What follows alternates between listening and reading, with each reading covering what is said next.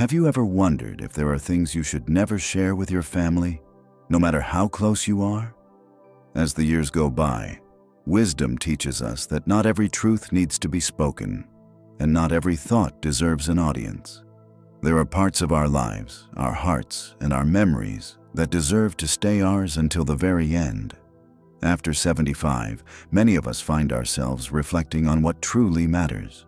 But too often, people lose that peace not because of what they did, but because of what they revealed. Some truths, when spoken, create distance where love once lived. Some opinions once shared or misunderstood and never forgotten. And some memories once open bring more sorrow than understanding. In this video, we're going to uncover 4 things you should keep private as you age. These are not about deception. They're about preserving peace, dignity, and love in your later years. Each one holds deep emotional and psychological meaning, and by understanding them, you'll learn how to maintain balance and respect in the relationships that matter most. Stay tuned until the end, because what you'll discover here could help you avoid unnecessary heartache, strengthen family bonds, and protect your inner peace for the rest of your life.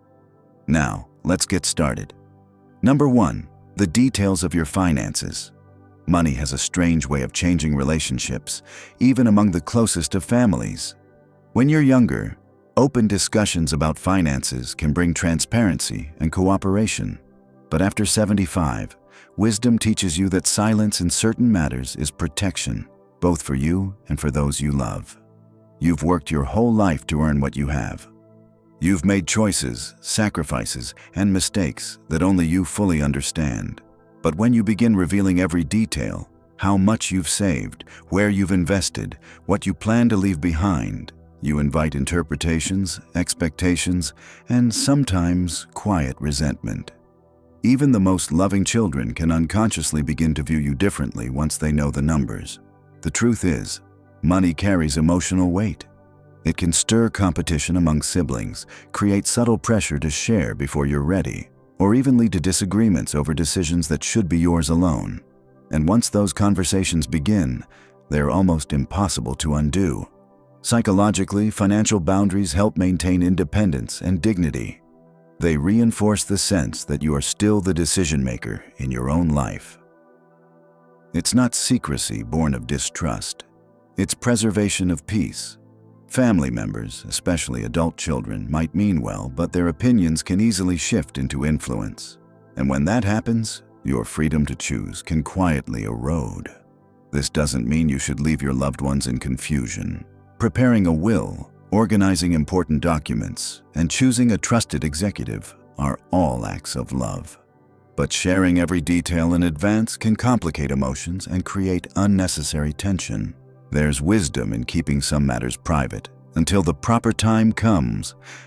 Consider the story of a man named Robert, 82, who told his family how much he had set aside for inheritance.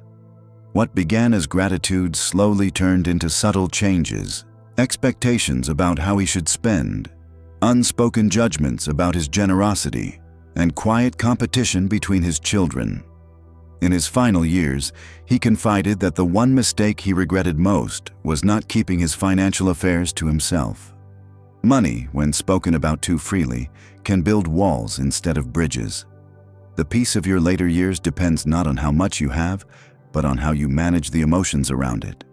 When you keep financial details private, you preserve not only your security, but also the purity of your relationships. Let your family love you for who you are, not for what they think you might leave behind. Some things, especially your financial truth, are better held close to your heart until the time is right. It's not secrecy. It's wisdom born of experience and self-respect.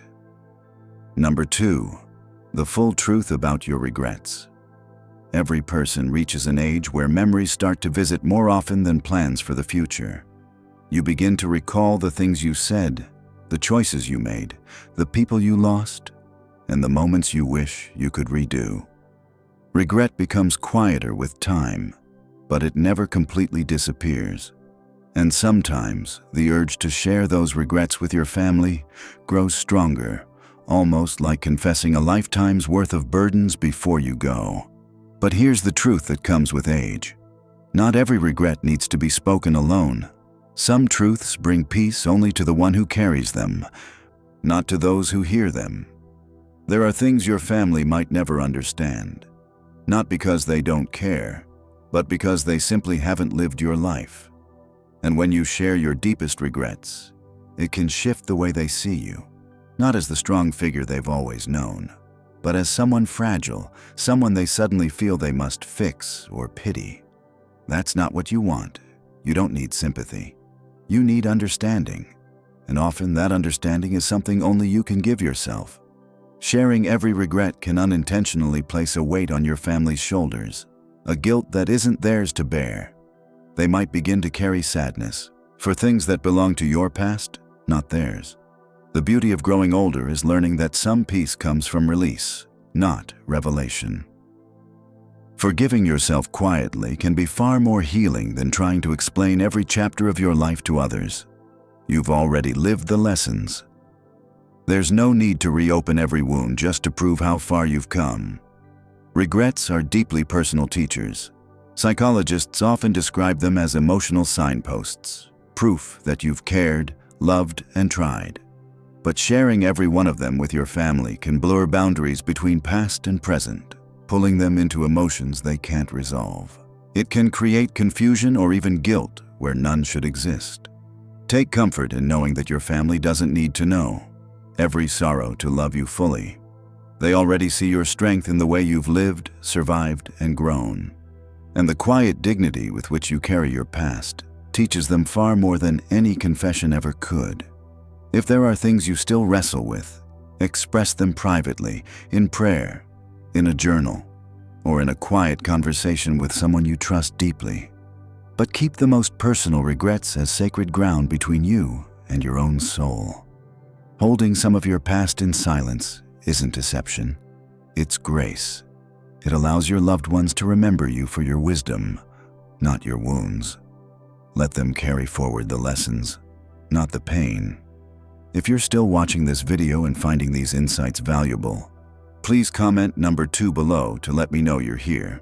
And if you haven't subscribed yet, I recommend you subscribe and turn on the bell so you don't miss any videos. Your support helps us continue creating good content to inform and inspire you. Now let's move forward. Number 3, the true value of what you own. Possessions have a way of shaping how people treat you, whether they mean to or not. As you get older, your home, your heirlooms, your land, or even your savings become symbols in the eyes of others, signs of what you've built over a lifetime. But when you start sharing the exact value of what you own, or how much certain things might be worth, you invite a different kind of attention. One that's not always about love, but about perception. You might think, they're my family, I trust them. And of course, that's true. But even the kindest hearts can be influenced by money. When people know exactly what you have, it can quietly shift the tone of relationships. Conversations become cautious, expectations grow unspoken, and small misunderstandings can turn into deep divides. It's not about mistrust, it's about protection. You're protecting the purity of your relationships, ensuring that your worth isn't measured in dollars, but in the life you've lived and the love you've given. Once people know number, they begin to assign value not just to your belongings, but to your choices. Suddenly, opinions form about what you should sell, what you should keep, or who should receive what in the future. And the moment that happens, peace starts to fade. Keeping the full truth about what you own private doesn't mean you're hiding. It means you're preserving respect. You're setting a healthy boundary between transparency and wisdom. Sharing too much information about your assets can lead to unintended consequences, from family conflicts to subtle manipulations. You may even find that people start treating you differently, not out of malice, but out of subconscious awareness of what you possess. Think of Ella, a 78-year-old widow who casually mentioned the appraised value of her home to her children. What began as a simple conversation soon became complicated. Her children started discussing who might take over the house, how to handle the sale, and even what should happen to her belongings after she was gone. None of them meant harm, but the emotional distance it created changed her peace completely. Psychologists often point out that keeping certain boundaries around wealth in later life helps maintain emotional balance and trust. It prevents unnecessary assumptions, guilt, or entitlement from clouding family relationships. You've already spent a lifetime earning your comfort. You don't owe anyone full access to the details of it. So when it comes to what you own, the house, the savings, the heirlooms, speak in principles, not in numbers. Let your family know you're prepared, that things are in order, but don't let specifics create new problems. Peace in the family often depends less on inheritance and more on the mystery of fairness.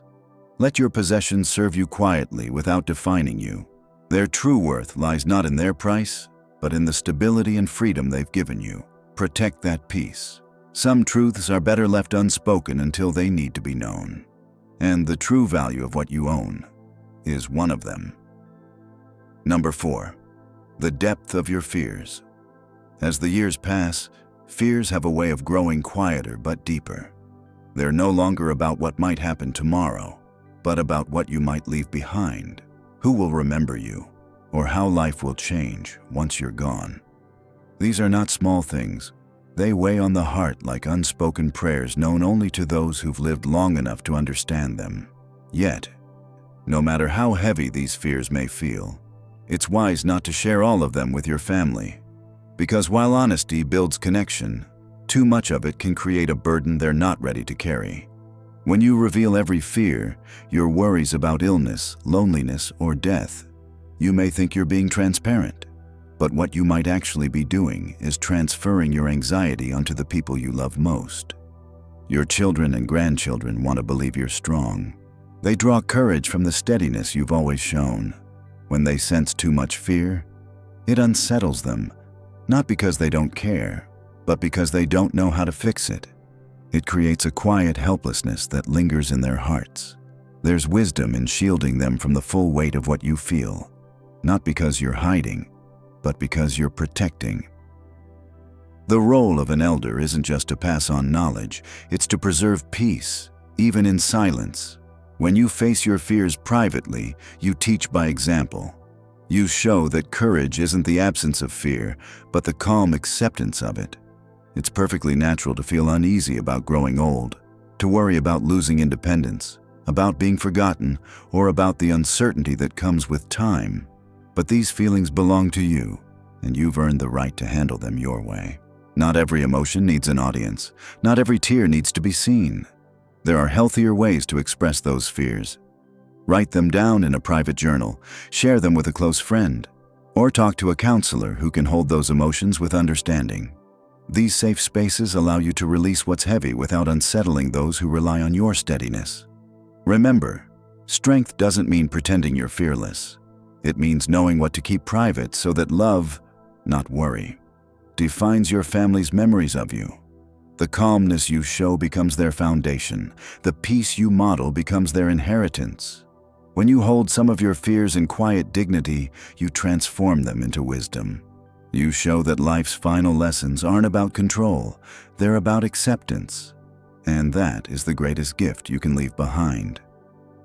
The reassurance that you met life's final season, not with fear, but with grace.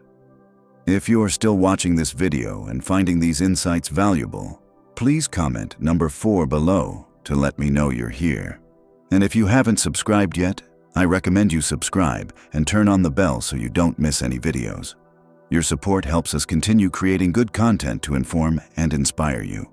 Now let's move forward. Final thoughts.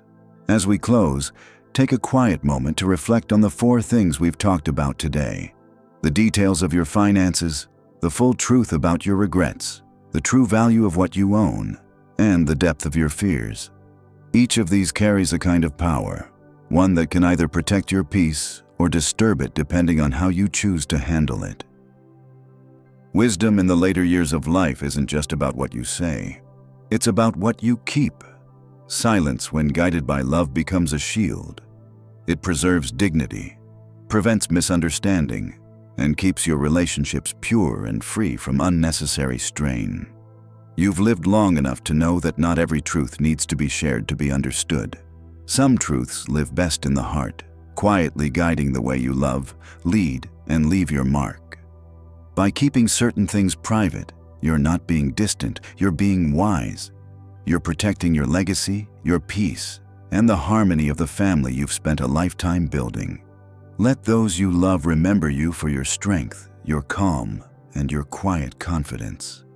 Let them carry forward the lessons, not the worries. You've earned the right to keep certain things just for yourself.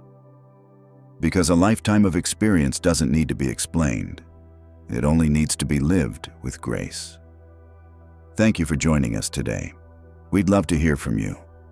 Leave a comment below and share one thing you learned today and how you plan to use it in your life. Your thoughts are important to us, so don't hesitate to share them. Reading your comments gives us great motivation and encouragement. If you enjoyed this video and found it helpful, please like, subscribe, and share. Your support helps us continue creating good content to inform and inspire you. Thanks for watching, and we look forward to seeing you in the next video.